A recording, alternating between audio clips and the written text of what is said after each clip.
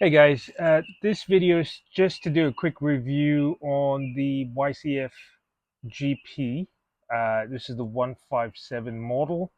The reason I decided to make a video is when I was looking at getting one, I jumped on YouTube, social media, etc., to try and get some feedback or reviews, and there was really nothing out there, just a couple of promo videos on the bike.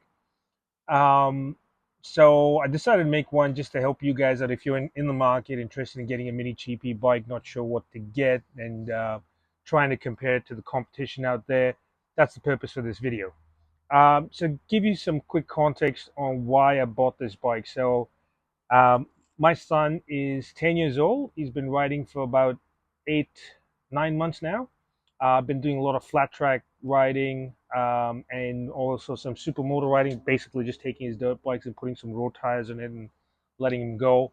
Um, but he really wants to get into road racing. That's something he's really passionate about, and as that something I want to help him get into. Um, and his coach basically told me that if we really want to get into road racing, he's got to get on a road bike. Um, Now the challenge for me, he's 10 years old. He weighs about 30 kilos. Just about 120 centimeters, 130 centimeters.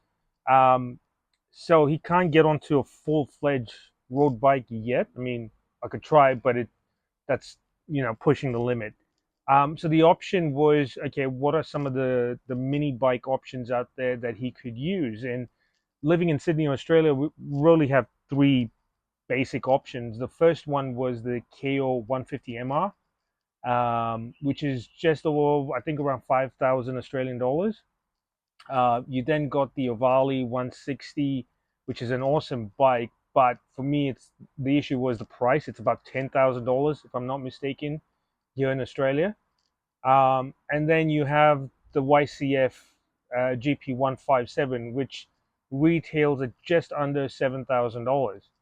Um, and to be honest, getting a new rider or novice rider on any of those bikes is still a decent investment of money. But obviously, I had to take a chance. And the reason I chose this particular bike, and this is specifically around price and availability, I would have liked to get a KO as a starting bike, a KO 150 MR, because it was in my budget. But the challenge, for some reason, there seems to be a shortage of those bikes in Australia, especially in Sydney. You just can't. It's a bit hard to get one, and even the dealership says you get one, but it might be a couple of months before you get delivery.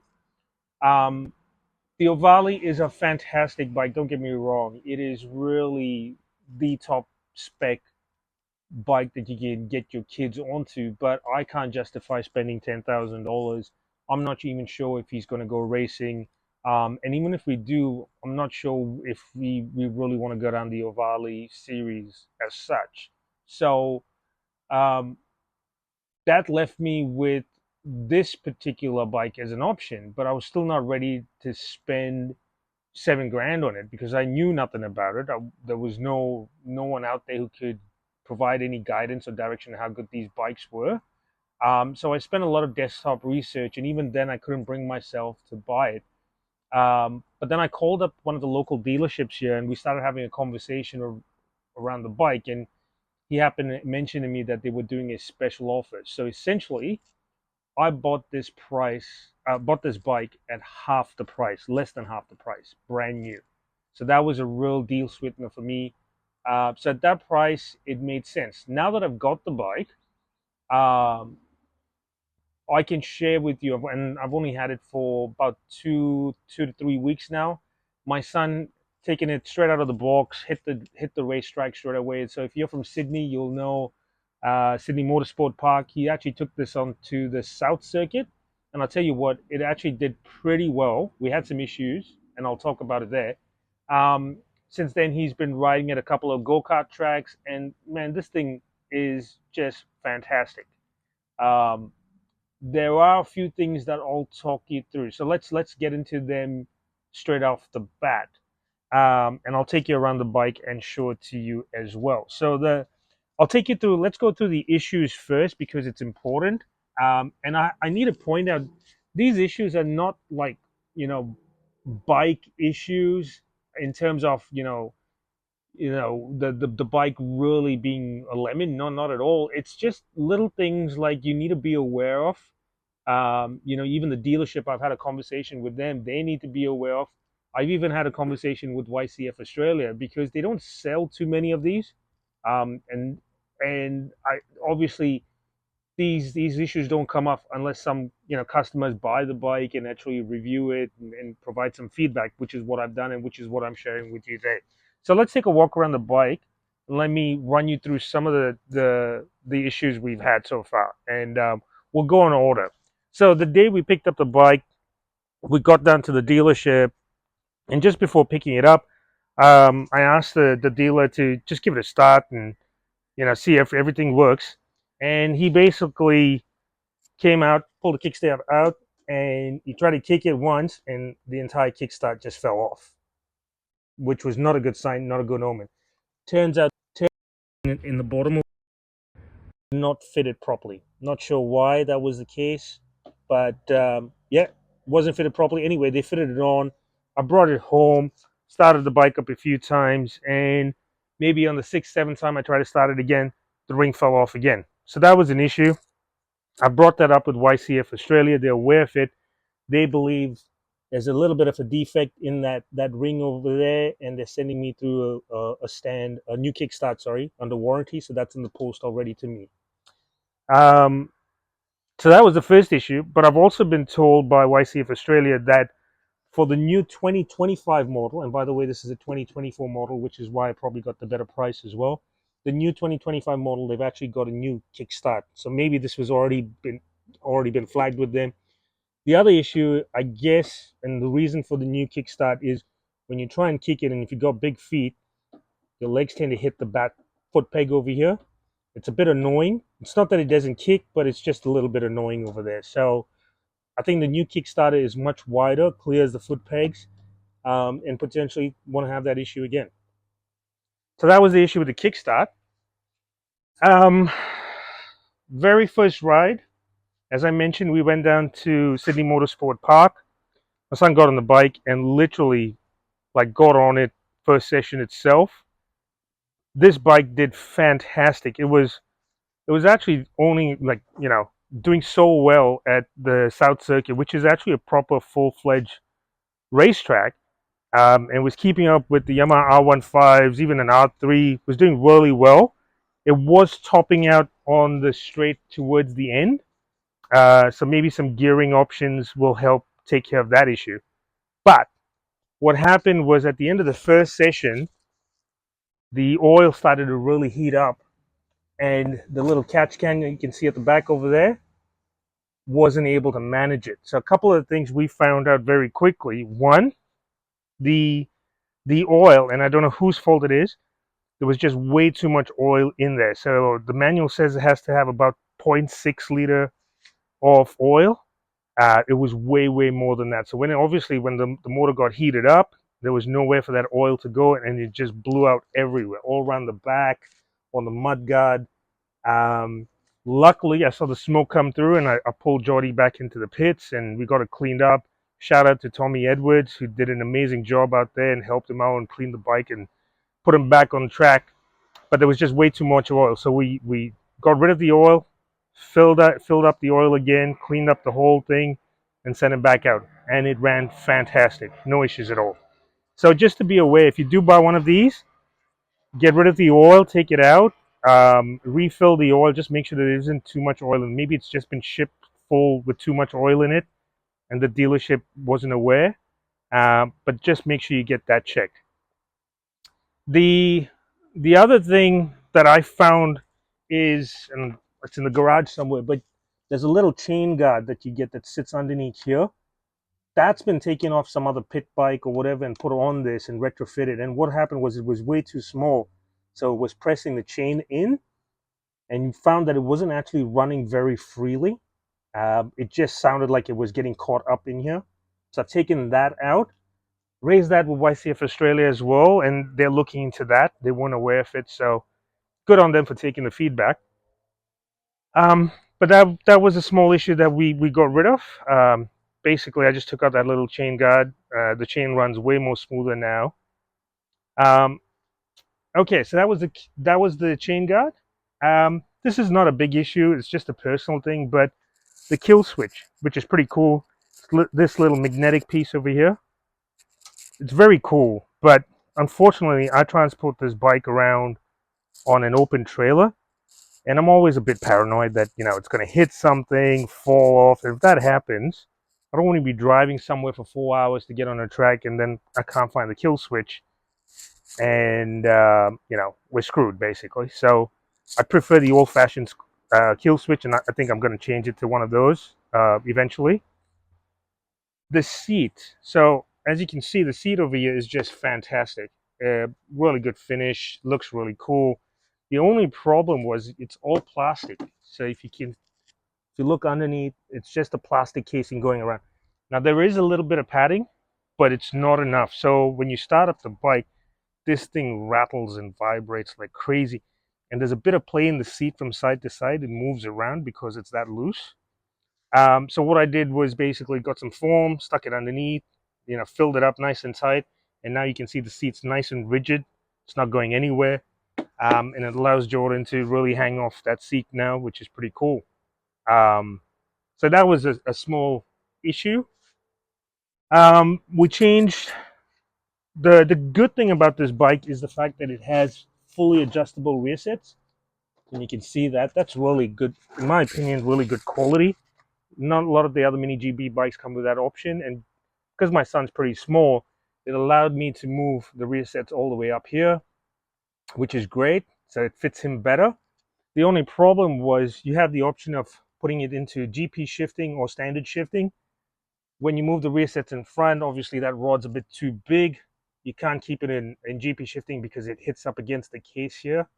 So it doesn't really work. So I might have to look for a smaller rod somewhere so we can change it back to GP shifting. But for now, because he's learning, you can just leave it in standard shifting. So that was another thing we had to try and adjust on. So those are pretty much all the issues I've had to face in the last 2 or 3 weeks, which is really nothing to do with the bike, just a couple of things that you could sort out very quickly. And I guess feedback for YCF and YCF Australia and the dealerships, they've been really good. They've been really receptive.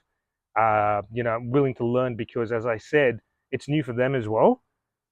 Um, I'm really impressed with the quality of the bike. You can see it, like the fit and finish, the even the weldings and stuff is it's pretty decent for a bike like this. And like I said, the question is, would you spend 7 grand for this, or would you spend say $4,000 for it, right? And for 4 grand, not a bad option at all. Um, so let's talk about the pros. What I really like about this bike. So firstly, the looks. So my son pulled up with this bike to Eastern Creek Sydney Motorsport Park, put it into the garage, into the pits, and literally everyone came in to take a look at it and had questions about it. It looks fantastic. It looks really cool. Um, definitely looks the goods. And the way it's been set up like a proper race bike. You've got fully adjustable front forks. Like I said, the rear sets, adjustable rear suspension. It's got rebound at the back, so you can see that. All this on a little mini GP bike. The brakes and discs are fantastic. Really good quality stuff. And it comes with all the crash protectors. So like it's got the front axle protectors, casing, back protectors, back axle protectors. Even comes with a rear stand, um, which I'm using on the front, and I'm using one of my old bike stands on the back now, so that's perfect. So it's a really good looking bike. So does it live up to the looks? Absolutely. I can tell you this bike is quick. It absolutely moves. My son was riding alongside Yamaha R15s, Yamaha R3s. It didn't look like it didn't belong even on a full-fledged racetrack. Like granted, the South Circuit is not like a GP racetrack, but it's not a go-kart track either. It's a lot bigger. And this bike really did well. Definitely the gearing was a bit short for that track, so I've actually changed it. I've dropped down about 3 teeth in the back, so I've gone down to a 39, and I've gone up 1 tooth on the front. So hopefully that helps it, stop from topping up at at the Sydney Motorsport Park South Circuit. But we'll see how that goes. Um, let's see what else. The brakes on this are fantastic. It's really confidence inspiring. Jordan was saying, it's probably the best brakes he's had on a bike. He really enjoys it. He feels really safe and confident on it, which is great. The only thing I was worried about, and it's really good quality. And like I said, it comes down to what you want to use it for. If you're a grown up looking to use this bike, the forks and rear shock are set up for you so you can go in and do it. My concern was it might be too stiff for Jordan because he's only 30 kilos. With his suit, his leathers and helmet and everything, gets up to about 40 kilos. Would this be too stiff for him? Would I have to soften it up, put a lighter spring on it, etc., etc.? I haven't looked into that, but I'm actually going to take it down to a mechanic in the next couple of days to do that. So that's what I'm going to be doing with the shocks and suspension updated. And finally, what I really am impressed about with this bike are the tires. If you take a look at the tires, they're called Kenda Curves. Never heard of these tires before, but we were at the track and someone mentioned to me that Kenda Curve actually make bicycle tires. That's what they're really well known for. And Jordan's done 2 track days on this now, and you can see, yeah, so the tires are holding up pretty well. All in all, if you ask me, I'm pretty happy with the bike. I guess we'll have to wait and see. It's only been a couple of weeks, it's been a couple of track days, but can't complain. Just a couple of things. I've been told that the motor on this is pretty much exactly the same what they use on a Navali, so that's something that gives you a bit of a comparison. So it's got the same motor. Um, the setup, the size of the bike, it's a little bigger than a Navali. Obviously, it runs 12-inch wheels, whereas I think the Navalis run 10-inch wheels. Um, but the size wise, I think it's closer to a KO than it is in a Navali. What's crazy as well, my track bikes never had fully adjustable handlebars. So you can get this, moved up, down, lowered, front, back. It's just amazing the amount of flexibility and adjustment you have on those front handlebars, which is really cool. So if you ask me, um, is it worth the money? It depends what you want to use it for. So if you're a grown up, you want to get into doing track days, you're not confident going on a full-fledged, racetrack, you want to use the go-kart tracks. Personally, I'd put the money and buy a Yamaha R15, which is pretty much track ready. It's got a quick shift lap timer. It's a full-size bike, and in my opinion, you get more value out of using that bike. But if you're like me, you've got a son or a daughter who wants to get into road racing, they're not big enough to get on a full-size bike. This is a pretty good option, along with the KO and the Ovalis. If you got the money to spend on an Ovali, absolutely go ahead and get an Ovali. Um, if you can get your hands on a KO, even a second-hand one, by all means get that as well. But if you're not aware of these guys, YCF GP, I can tell you from my experience so far, I'm really happy with the bike. It's doing its job. It's allowing my son to build his skills, and it's a good quality product. Um, and hopefully YCF Australia and the dealerships that sell these bikes, once they watch these videos, I guess take account of my feedback and just make the buy experience more enjoyable. Then I think they'll do pretty well. There's definitely a market for it.